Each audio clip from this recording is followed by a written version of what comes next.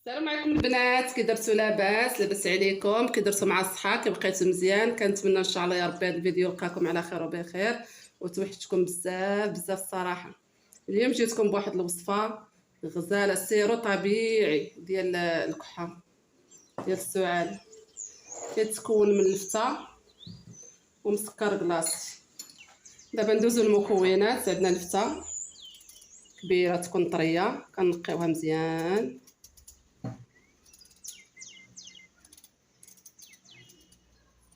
والنفط الصراحه غزال. الكحه داك صعيبه. انا هاد السيرو هذا ما تيخطانيش بصراحه في البرد. سيرو طبيعي كيحيد البلغوم وتيخفف من الكحه. او السعال كما كنعرفوا، داك السعال الحاد.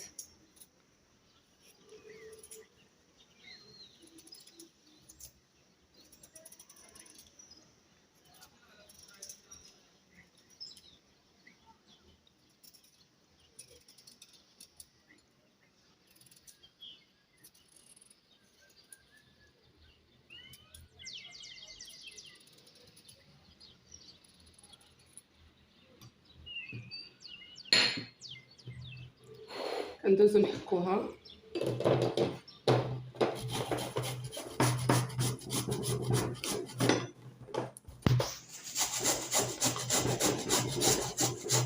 كنحكوها مزيان في الرقيقه، حكاكه رقيقه.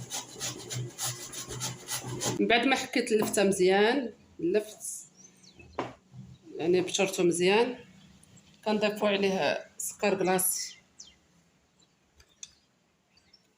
سكر كلاصي او سكر رطب، واحد شنو تيقول له.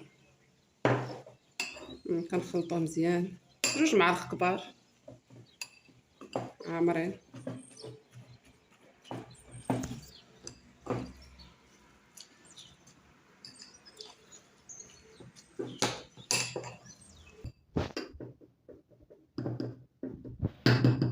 كنخليوه يرقد، كنخليوه يندمج ليله كامله او نهار كامل، ومن بعد كنصفيوه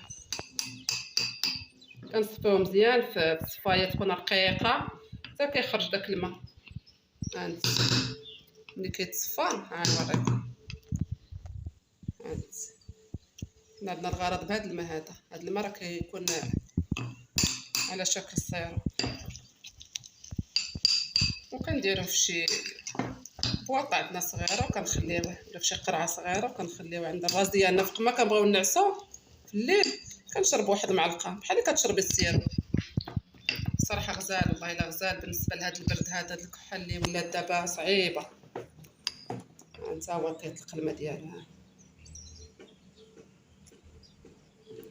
ها بدا كيطلق.